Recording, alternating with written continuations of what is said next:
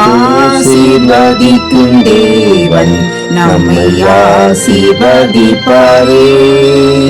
துதி ஸ்தோத்திரம் இயேசுநாதா, துதி உமக்கே என்றுமே. இன்று ஒரு வசனம். அவர் என்னை கொண்டு போட்டாலும் அவர் மேல் நம்பிக்கையாயிருப்பேன், ஆனாலும் என் வழிகளை அவருக்கு முன்பாக ரூபகாரம் பண்ணுவேன். யோபு 13:15. கர்த்தருக்கு பிரியமான தேவனுடைய பிள்ளைகளே, இயேசு கிறிஸ்துவின் நாமத்தினாலே உங்களை வாழ்த்துகிறோம், ஆசீர்வதிக்கிறோம். ஒரு பெரிய சோதனையை கர்த்தர் யோபுவுக்கு அனுமதித்தது ஏனோ?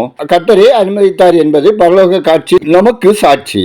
ஆனாலும் கர்த்தர் யோபின் மீது தாம் வைத்திருந்த கண்களை அகற்றவில்லை.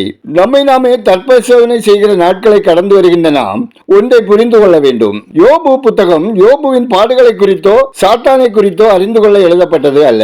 தேவனுடைய அருமை, நித்திய நீதி என்பவற்றையும் தேவ பிள்ளைகளும் துன்பப்படுவார்கள் என்பதையும் எடுத்து காட்டுவதே இப்புத்தகத்தின் நோக்கம்.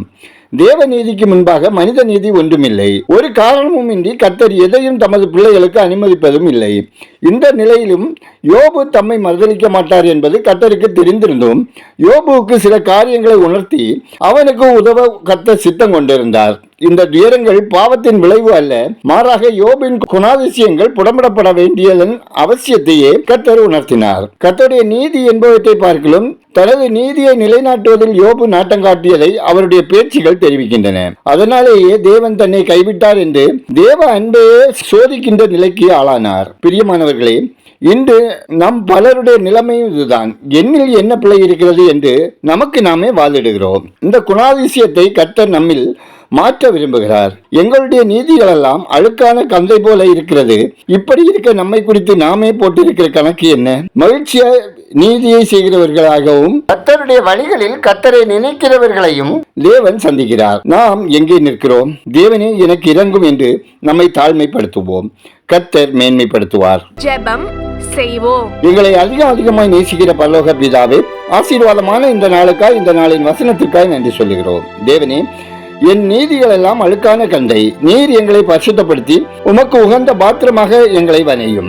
ஆண்டவரே, எங்கள் சிந்தைகளினால், எண்ணங்களினால், பார்வையினால், நடக்கையினால், பேச்சினால் செய்கிற அக்கிரமங்களை, பாவங்களை, மீறுதல்களை தேவரீர் எங்களுக்கு மன்னித்து எல்லா நிலைகளிலும் உண்மையாய், உத்தமமாய், பரிசுத்தமான வாழ்க்கை வாழ எங்களுக்கு இரக்கம் செய்திட ஜெபிக்கிறோம். ஆண்டவரே, பிள்ளைகளை குறித்த வேதனையோடு, கண்ணீரோடு, கவலையோடு, விசுவாசத்தோடு வேண்டுதல் செய்கிற ஒவ்வொருவரின் ஜெபத்தை கேட்டு பிள்ளைகள் வாழ்வில் தேவரீர் இரக்கம் செய்து கீழ்ப்படுகிற பிள்ளைகளாக ஞானம், அறிவு பெற்று கிருபையால் நிறைந்து ஆரோக்கியம் சுகமாக வாழ தயவு செய்தல்ல ஜெபிக்கிறோம். உலக இச்சைகள், தீய நண்பர்கள், தீய இச்சைகள், போதை பழக்கங்கள் பிள்ளைகளை சேதப்படுத்தாதவாறு சத்ருவை மேற்கொண்டு பரிசுத்தமாக வாழ வழி நடத்திட ஜெபிக்கிறோம். இன்று ஒரு வசனம் கேட்கிற ஒவ்வொருவரும் ஆசீர்வதிக்கப்படவும் கையின் பிரயாசங்கள், விருப்பம், எதிர்பார்ப்புகளில் உங்க அனுகிரகம் வேண்டும் எனவும் ஜெபிக்கிறோம். ஆண்டவரே, பயணம் செய்கிற ஒவ்வொரு மக்களையும் ஆபத்து மோசங்களுக்கு விலக்கி காத்துக்கொள்ள ஜெபிக்கிறோம். கர்த்தாவே, உங்க அன்பு பிள்ளைகள் அனைவரையும் ஆசீர்வைத்து பலவீனங்கள், சுயவீனங்களுக்கு விலக்கி காத்து அனுதின தேவைகளை சந்தித்து பாதுகாத்தரல ஜெபிக்கிறோம். கர்த்தாவே, சமூக வலைத்தள பாவங்களில், ஆன்லைன் சூதாட்டங்களில் சிக்கி மன கிளேசத்தோடு வாழுகிற ஒவ்வொருவரையும் கர்த்தர் தம்முடைய பலத்த கரத்தால் ஆட்கொண்டு பாவக்கட்டுகளிலிருந்து விடுவித்து மன்னித்து ரட்சித்து சமாதானமான மகிழ்ச்சியான வாழ்க்கை வாழ தயவு செய்தல்ல ஜெபிக்கிறோம்.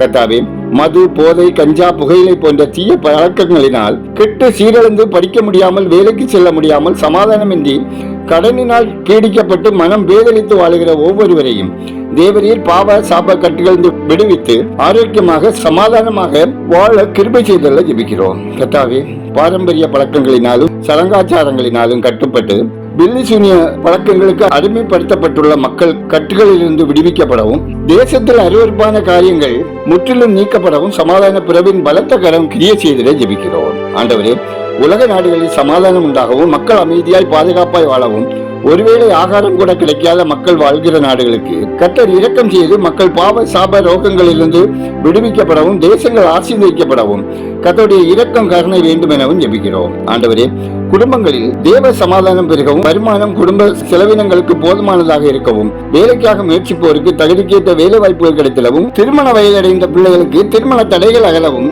ஏற்ற வாழ்க்கை துணை கிடைக்கவும், பேர்காலத்தை எதிர்பார்த்து காத்திருக்கும் பெண்களுக்கு சுகப்பிரசவம் உண்டாகவும், தாயும் சேயும் ஆரோக்கியமாக வாழவும், நெடுங்காலமாக பிள்ளைக்காக வேண்டுதல் செய்வோரின் சிறுமையை கர்த்தர் நீக்கி ஆசீர்வதிக்கவும் ஜெபிக்கிறோம். எங்கள் தேசம் ஆசீர்வதிக்கப்படவும் மக்கள் இரட்சகரை அறியும் அறிவில் வளரவும் ரட்சிக்கப்படவும் ஆளுகிறவர்கள் இனமன பேதமின்றி அனைத்து மக்களின் நல்வாழ்வுக்கான திட்டங்களை செயல்படுத்தவும் ஜெபிக்கிறோம். ஊழியர்கள் மிஷினரிகள் அவர்கள் தம் நலன் காக்கப்படவும் தேவைகள் சந்திக்கப்படவும் ஊழிய எல்லைகள் விரிவாகவும் ஊழியத்துக்கு இருக்கும் தடைகள் அகலவும் கர்த்தர் இரக்கம் செய்திட ஜெபிக்கிறோம். எங்கள் ஜெபத்தை கேட்பவரே, அதற்கு பதில் தருகிறவரே உமக்கு நன்றி சொல்கிறோம். துதி கனமையுமே உமக்கே செலுத்துகிறோம். இயேசுவின் நாமத்தில் ஜெபிக்கிறோம் எங்கள் ஜெபங்களின் நல்ல பிதாவே, ஆமென்.